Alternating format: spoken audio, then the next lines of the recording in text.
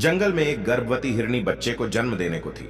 वो एकांत जगह की तलाश में घूम रही थी कि उसे नदी किनारे ऊंची और घनी घास दिखी। उसे वो उपयुक्त स्थान लगा शिशु को जन्म देने के लिए।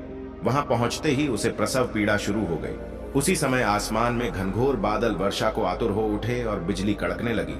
उसने दाएं देखा तो एक शिकारी तीर का निशाना उसकी तरफ साध रहा था। घबराकर वह दाहिने मुड़ी तो वहां एक भूखा शेर झपटने को तैयार बैठा था।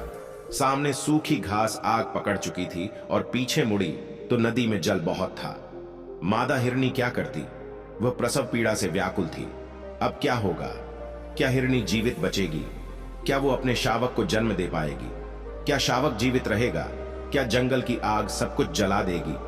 क्या मादा हिरनी शिकारी के तीर से बच पाएगी? क्या मादा हिरनी भूखे शेर का भोजन बनेगी? वो एक तरफ आग से घिरी है और पीछे नदी है। क्या करेगी वो?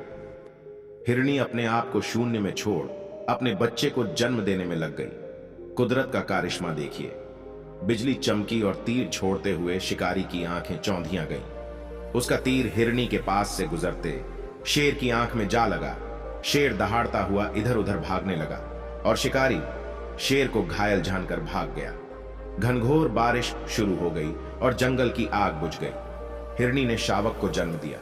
दोस्तों, समझ तो आप गए ही होंगे कि इस कहानी से हमें क्या शिक्षा मिलती है। दोस्तों, हमारे जीवन में भी कभी कभी कुछ क्षण ऐसे आते हैं जब हम चारों तरफ से समस्याओं से घिरे होते हैं और कोई निर्णय नहीं ले पाते। हमें कोई भी रास्ता नजर नहीं आता और समस्याएं हमें ऐसी जकड़ लेती हैं कि हमारा माइंड भी काम करना बंद कर देता है। ऐसे में सब कुछ नियति के हाथों सौंपकर अपने उत्तरदायित्व व प्राथमिकता पर ध्यान केंद्रित करना चाहिए। निर्णय ईश्वर करता है, हमें उस पर विश्वास कर उसके निर्णय का सम्मान करना चाहिए। आपका इस बारे में क्या ख्याल है?